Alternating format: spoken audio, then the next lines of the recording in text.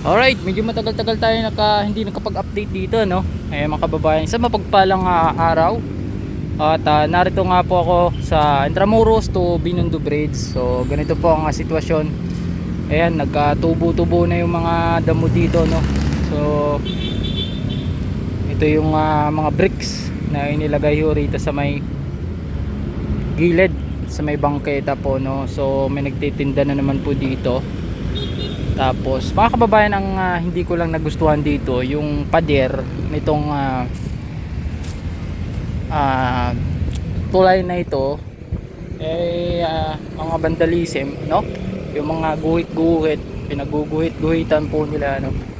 So dun sa dulo, babaybayin natin umpisa dito papunta dun sa pinakadulo nitong terreno ito, no? Babaybayin natin hanggang dulo. So samahan niyo ako. Ito may mga nakadaong ho rito nga mga pambot. Ayan, no?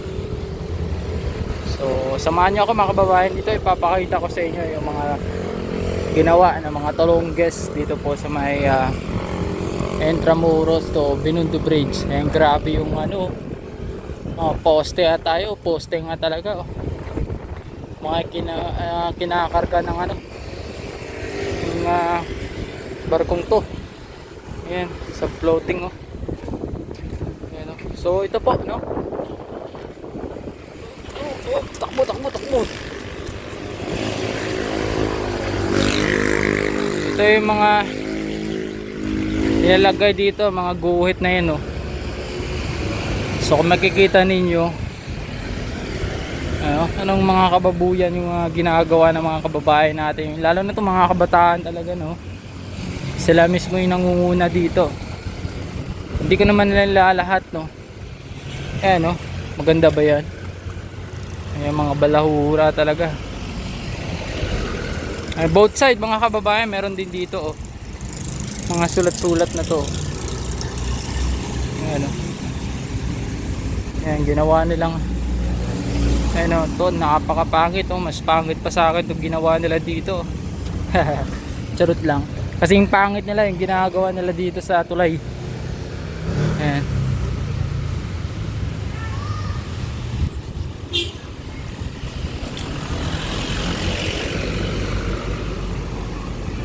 Okay, babaybay natin. Lapit-lapit na tayo sa dulo. Alright. Comment down below mga kababayan kung ano yung masasabi nyo hanggang dito, oh. May mga sulat-sulat na yun, oh. Marami yung nag-skateboard dito.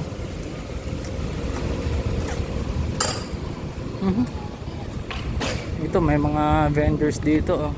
Ito natatago.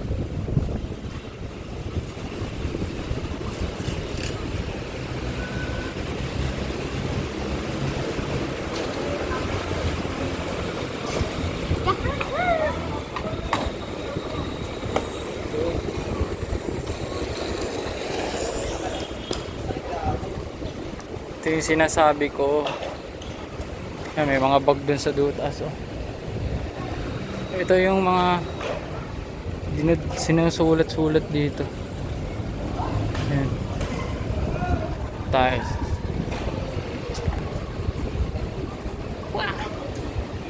Ayan.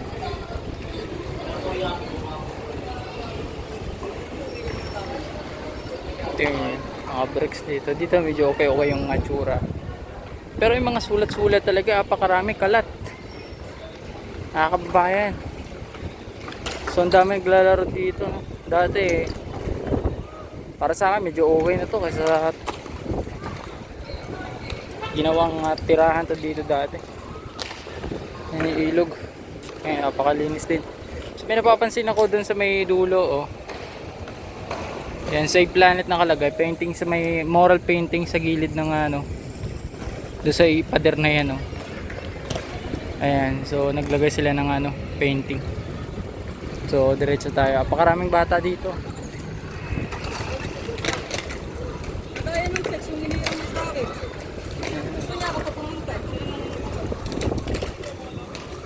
Yan dito.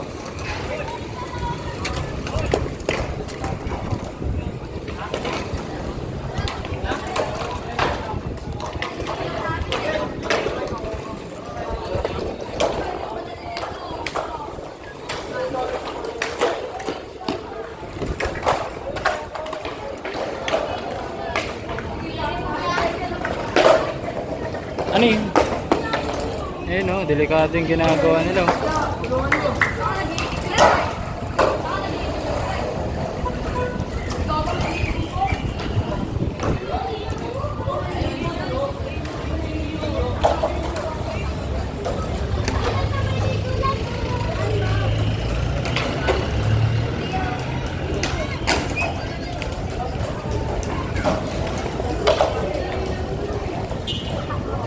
Ngayon, napakaraming bata oh.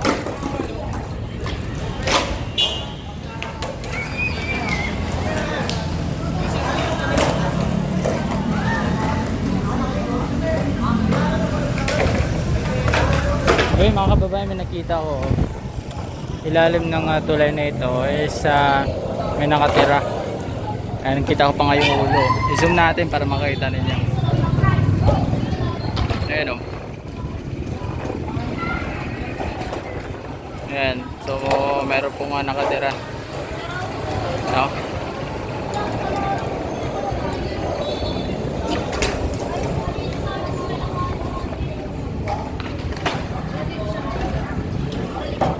So, diretso lang tayo rito.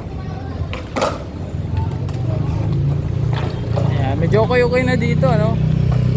Hindi naman walang kalat. So, may nagbabantay na rin dito.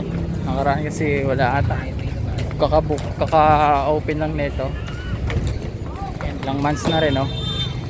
So, as you can see mga kababayan, sobrang pagdating dito sa dulo, sobrang linis na. Ayan, oh. Daming bata oh. Naglalaro sila dito. Wow, ang ganda naman nito.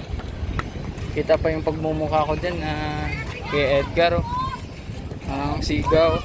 Ayan oh. Ano? Kaso tumatakbo sa clearing pag may tension oh. Ayan si Kuya Edgar. Oh, wow. Napaka fresh pag ganitong pong oras dito ka pumunta sa may Intramuros to Binondo Bridge na re-recommend ko rin po sa inyo kung gusto nyo magpasyal-pasyal dito. Pumasyal kayo ng mga maaga, maganda mag-jogging dito no? Tapos paghapon mga 4 na, mga 4 PM hanggang 5. Ganito po ang sitwasyon. Sobrang ang sarap ng siboy ng hangin mga kababayan. At syempre apaka ganda. At syempre po mga kababayan is hindi kayo mabuboring kasi meron ditong mga meron ditong mga magagandang tanawin no? Mga basic ko. Bakit malungkot ang basic ko? Mga basic. Ayun, ang daming tao doon no. So may magliligo nga, abangan natin yung pagtalon dito mga kababayan. Ito naghahanda na rin sila oh, ayan oh, sa gilid. Delikado yung ginagawa nila no. Dito pa talaga sila maligo.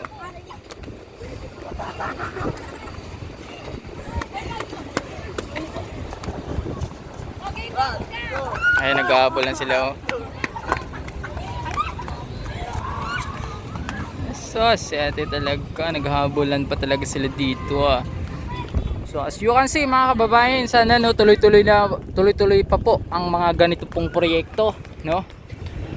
At lalong mapaganda bawat ilog dito po sa lungsod ng Manila, lalo na yung mga estero. Actually, pinapaunti-unti na po silang inaalis yung mga kabahayan sa estero, ay no.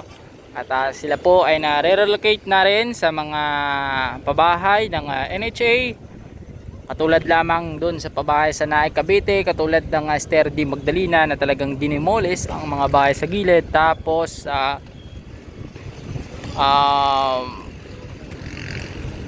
pagkatapos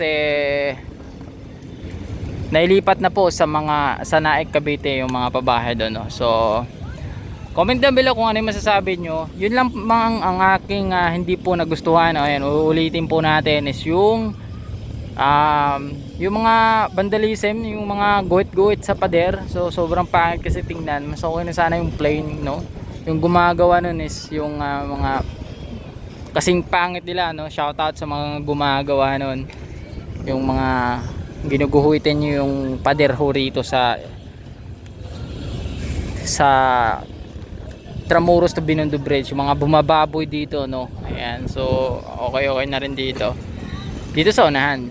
Okay, pero pagdating dun sa dulo is marami po ng vendors, bumabalik yung vendors. Actually kine-clearing yan dito lagi, so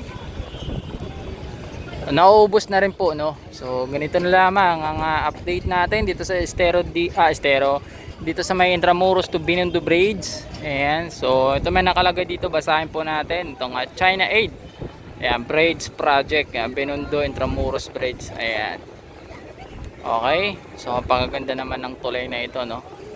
So keep safe mga kababayan, at please don't forget to like and subscribe sa ating YouTube channel, at comment down below kung ano yung masasabi nyo dito sa ating update. Mabilisang update lang po ito. So ganito po ang aking nakita. Ayan, so thank you po sa panonood, at God bless sa atin lahat. So that's it.